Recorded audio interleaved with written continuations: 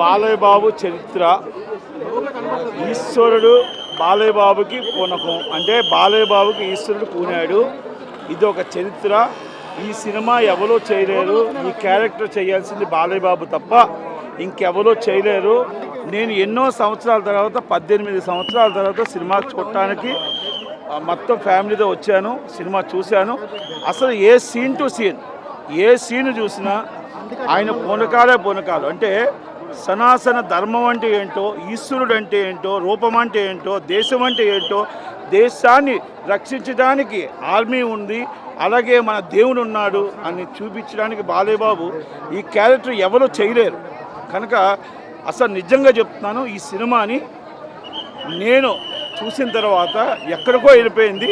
ఇది ఒక్క బాలయ్య బాబుకి ఏ హిట్ల మీద హిట్లు. అంటే ఒక్కటి మాట చెప్తున్నా, నార్త్ ఇండియాలో first time pan India super duper hit అంటే సరిపోదు, 1కి 10 రెట్లు ఇది హిట్ అవుతుంది. ఇది సినిమాని మీరు రేపటి నుంచి చూడండి.